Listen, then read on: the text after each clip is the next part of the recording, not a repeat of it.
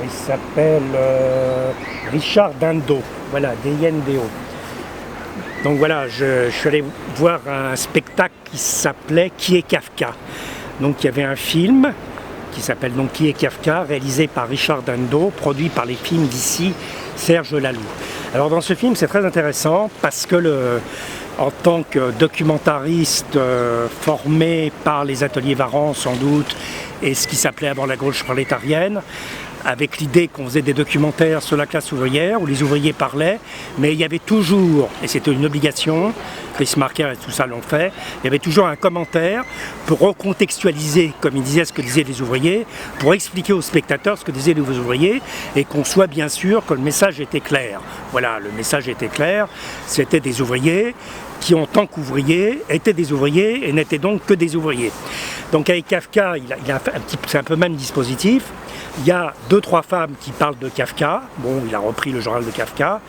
Et dès le début, Richard Dindo et les films d'ici décrètent cette phrase très intéressante. Kafka a créé une œuvre, Kafka était névrosé uniquement, et la raison est très claire de cette névrose, c'est parce que son père était un père répressif.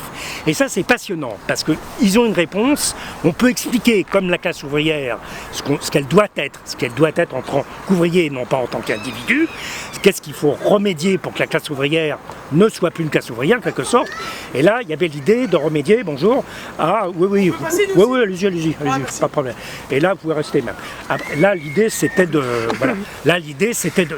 de réfléchir à qu'est-ce qu'était Kafka. Donc Kafka, il est détesté par son père. Et ce qui est passionnant, c'est que dans le journal de Kafka, à la fin de sa vie... Qui est Kafka? Kafka, c'est un écrivain. Et à la fin... En français? Non, et à la fin, il écrit, à la fin, il dit exactement... Je me suis suicidé, je vais me jeter à l'eau, mais je t'aimais beaucoup. Ici? Non, pas ici. Voilà. Alors, tout ça est très fascinant, parce que moi, je pense qu'il n'y a pas réellement de réponse. Il n'y a pas vraiment de réponse. Alors, en plus de ça, Kafka a un visage très gai dans ce film, très, très malicieux. Alors, l'idée qu'il aurait brûlé ses livres, parce qu'il a brûlé ses livres, avant de mourir, il a dit à un copain de les garder, mais il les a quand même brûlés. Alors, tu vois, l'idée qu'il aurait brûlé ses livres, c'était par désespoir, c'est pas ça. C'est qu'il pensait que de toute façon, ce qui était dit, c'était pas la peine d'imprimer, c'était pas la peine d'en faire des exemplaires, c'était pas la peine de le vendre à tout le monde, c'était fait, donc on pouvait les foutre à la poubelle. Alors évidemment, le producteur de film, Serge Laloux, il peut pas comprendre ça, parce que lui, dans les 68, il était là pour organiser les ouvriers, pour faire la révolution.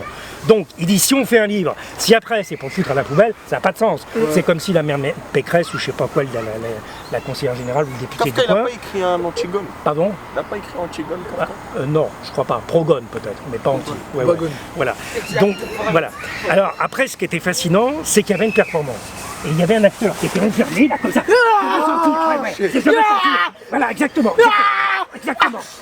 Non, bravo, hein. C'est exactement ce qu'il faisait. Non, vraiment, tu peux. Vraiment, alors là, c'est extraordinaire. Voilà, c'est extraordinaire. Voilà. Et je comprenais qu'il suffisait de mettre une petite couverture pour que l'homme enfermé disparaisse. Il y avait de la musique. Alors, on peut dire judéo-palestine. Voilà, les deux, judéo-palestine. La Palestine, c'est le même pays, quoi. Les juifs et les arabes, c'est les mêmes, tout le monde le sait. Ceux qui n'aiment pas les juifs et les arabes, c'est les cathos. Bon, pour ça, on est d'accord. Les cathos n'aiment ni les juifs et les arabes. Mais par contre, les juifs et les arabes, ils s'adorent. Hein, même culture, même... etc. Ils croient à un seul Dieu. Voilà, un croit seul Dieu, voilà. Bon, enfin, moi, je crois...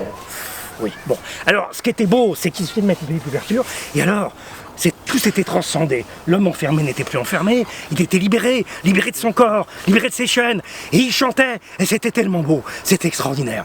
Voilà, d'un côté, il y avait l'explication de Serge Laloux, et après, il y avait un commentaire disant, rien, qu'il n'y avait rien de grave, il suffisait de se libérer, de chanter, voilà.